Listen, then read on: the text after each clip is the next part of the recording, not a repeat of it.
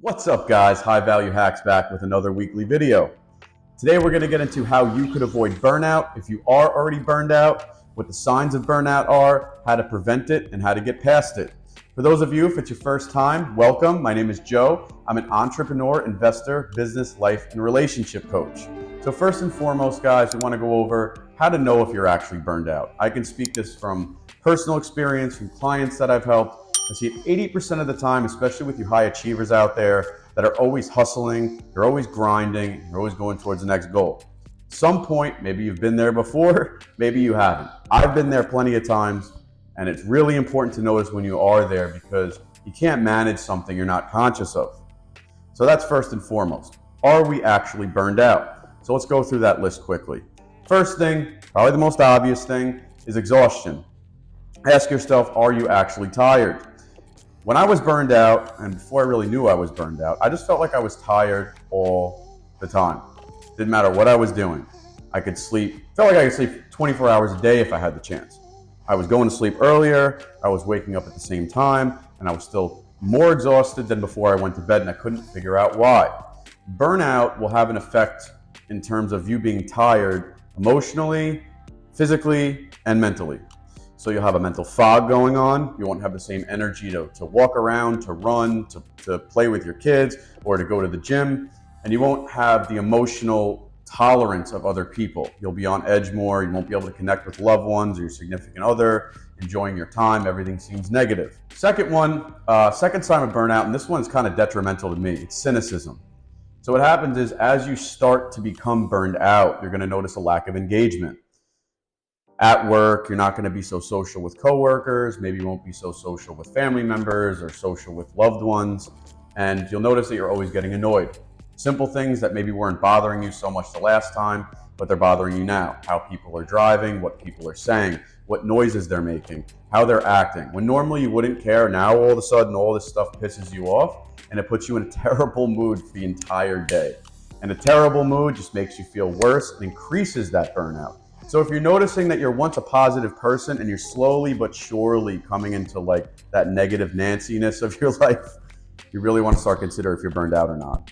Number three, and this is going to be the bottom line of the signs that you're burned out, it's inefficiency. So when you start becoming inefficient, you're going to notice that you have feelings of incompetence and lack of achievement and productivity. And that's because you have feelings that your skills are starting to slip away from you. Because you're only operating at 60% instead of 80% or 90% or even 100% because you are burned out. So it all rolls into each other. You start feeling bad about yourself, bad about what you're doing. You feel like you should be accomplishing more. You're not getting to your goals. You know you're better than this, but you're just too tired. So you start looking at the world in a negative way. You start reacting negatively, and then it becomes a big cycle where then you just become completely burned out. You can't dig yourself out of it. You're now in a hole and you don't know what to do. So the second thing we're going to get into, and myself as well as a couple other clients of mine, I've been through this recently, where especially now as we're going through a business winter and things are a little tough for everybody and you're really trying to hustle to get your finances going, maybe your family together, you get into a burnout mode and it feels like Groundhog's Day.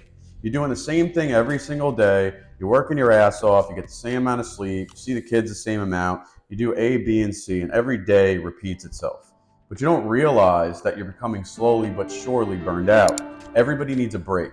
If you don't take those breaks, if you don't listen to your body and you don't address it regularly, you're going to pay in the long run. Listen, I understand there's not a lot of time throughout the day. Most of you probably barely have enough time to do what you want to do, let alone achieve your goals. The problem is, let's take it if you were 100% productive.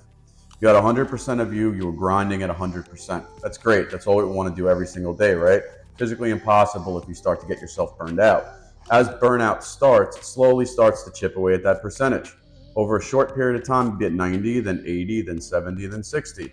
Now, working at 60%, 100% of the time is less productive than just taking a few days off or making a few changes in your life to get yourself to 90 or 100% of the time.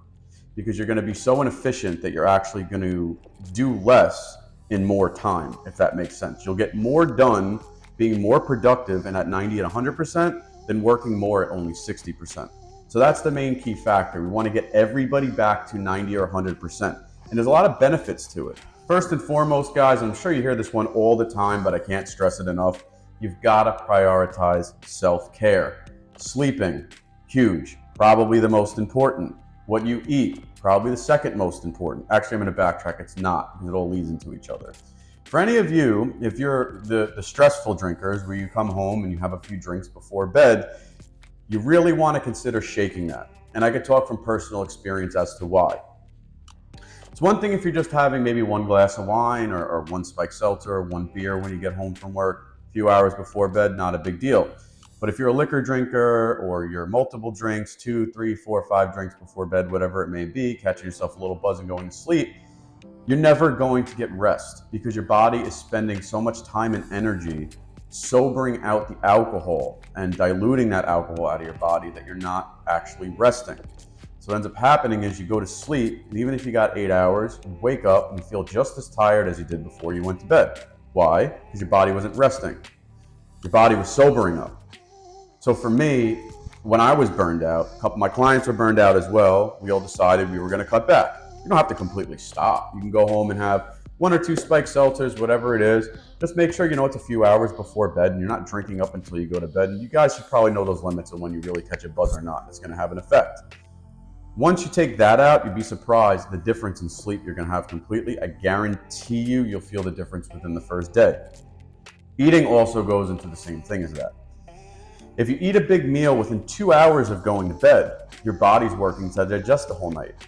So it's not focusing on rest. So if you can eat, I know for some of you it's really busy, you don't have a choice, maybe don't make it a heavy meal, maybe lighter, but if you can eat minimum of 2 hours before bed, eat at 8, go to bed at 10, that works. Gives your body enough time to digest that food, work, and focus on resting. The more you give your body to do while it's sleeping, sobering up, and digesting, and you do the 2 of those together, and I used to do it, I used to wake up so tired. I used to wake up probably more tired than I was before I went to bed. And I used to do that for days and weeks on end and then continue to grind. So I just got to the point where I said, I don't know what I'm going to do. I feel like I can sleep for days. Started doing research, started doing due diligence. Years ago this had happened to me, but and then I started to realize patterns. People go through these same patterns. We cope with the same things. We drink alcohol to cope with other things, to cope with stress, because all we want to do is feel better, but we're not doing ourselves any favor. We're actually making ourselves feel worse. So sleeping is probably the most important thing. Staying away from bad habits, keeping like nicotine out of your system so you don't feel as anxious, eating cleaner foods because fried foods are going to sit in your stomach and you're going to be getting up throughout the night. At least for me, if I have a really bad meal, I'll toss and turn all night. That doesn't help me either. So you really want to prioritize that sleep and limit the alcohol intake and limit the junk food. Give your body that time to rest, and I guarantee you'll feel a difference within the first day or 2. If you need to take a day or 2 off, take a personal day off where you don't do anything. Just get some fucking rest. You'd be surprised how much that does. You just gotta do it once a month. Who cares? I know it's like, oh, I can't have a day off. I have no idea what's gonna happen. Listen, you gotta transition from being an operator of your life to an owner of your life, okay? You gotta be able to step back and let things just flow. If you're constantly at the grind 24/7 and you can't take a break, said you're going to be working 60% and you're actually doing yourself a disservice by not taking that small amount of time and getting yourself better. Number 2, and this one's, sometimes people don't realize this. If you're genuinely in a negative mindset where you're looking at everyone, that guy's an asshole, she's an asshole, this person's a bad driver, and you're laughing at them, you're judging them, and you've got yourself, I'm never going to make it, things are never going to pay off for me, what am I doing, this is bullshit. Shifting your perspective will do wonders. Where focus goes, energy flows. If you focus on something negative or the things you don't have, that's what your energy is going to go towards. You're going to have a negative energy throughout the day. People tend to make the mistake of focusing on what's missing in their life rather than what they have. If you could focus and be grateful and take a couple minutes each day to just be grateful for the things you do have, maybe the opportunities, maybe your children, maybe your health, maybe your finances, instead of just worrying about the things you don't have, you'd be surprised at how big of a difference that makes throughout the day, how much more you're going to laugh, how much more you're going to enjoy being around other people. Instead of focusing on what other people doing that annoys you, maybe focusing on some things that actually are enjoyable and make you happy. Take the time to laugh a little bit. It helps. Changing your language is huge too. Simple changes. I don't know what I'm going to do. I don't have any time to get all this stuff done. Changing that to I have all the time in the day to get what I need to get done. Okay, maybe you can't get everything that you want to get done within the next month done today, but you'd be surprised if you organize it and change the language. You realize, oh, you know what? I'm really getting stressed out, but if I budget my time correctly, I actually have plenty of time.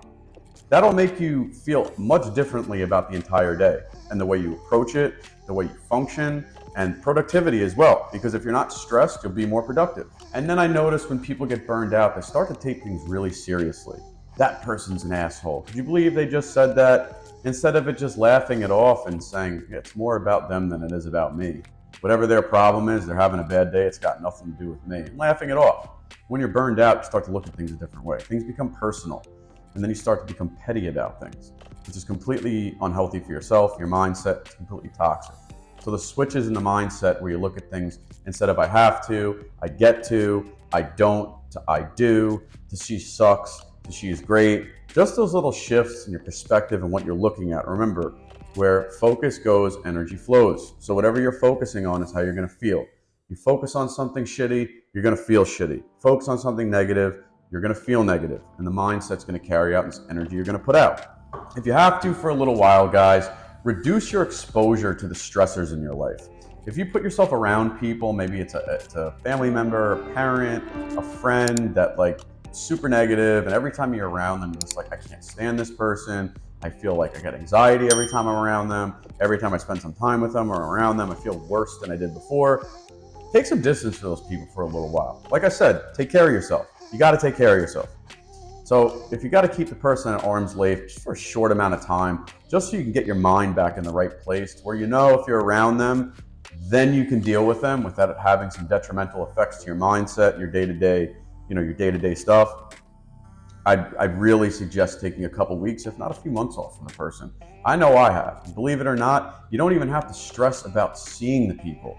You ever have those people in your life that you stress so much about seeing? Maybe it's a family member because you feel like you have to, and then when you're done hanging out with them, you almost feel like you just got beat up somehow because they're just so negative and so toxic. They like bring everybody in the room down. Those are the people you want to avoid for a little while because they're not helping your burnout. They're increasing your anxiety and they're making you more stressed and putting you deeper into burnout. Final point, and this is probably the most important one. Seek out some positive self-development material. Read a book. Read something on how to get better. Maybe a book on establishing a better mindset or gaining some self-confidence. Get yourself a coach. I know I have a coach, someone that's able to hold me accountable for my actions and try to keep me in the right mindset. There's plenty of videos on YouTube that are motivational, that'll get you kind of in the right mindset. Anything from Tony Robbins, I would suggest, because his go-to guru is just like unbelievable in the things he says, how he puts things into perspective. You can change your mindset like that. So I would suggest maybe making a routine out of it for a little while, maybe every morning, 10, 15 minutes. Listen to something motivational. There's tons of material out there, tons of videos, tons of audiobooks, tons of books that you could read. Just take the 10, 15 minutes to bring something positive into your life to start your day off or maybe to end it. Keep you motivated, keep you focused, give you a new perspective instead of just the same people giving you the same perspective all the time. So like I said, guys, if you're pretty sure that you're burned out currently, take the time to take care of yourself. I can't stress it anymore. I promise you, you'll be happy that you took the small amount of time to take care of yourself rather than just pushing through this burnout. Trust me, you can find some time. I know you're saying like, well, I don't have time to find more time for myself. You could make time. I promise you, if you look hard enough, you'll find it. And if it's important enough to you to reach your goals, you'll make it work because you know if you don't take care of your burnout, you're going to sacrifice those goals by only being at 60% like we discussed. Thank you guys again for joining me for a weekly video. If you haven't already, drop a comment, like, subscribe. If you have any ideas or any topics you want me to cover in another video, feel free to reach out to me directly or drop a comment below. Until then, guys, check you on the next video.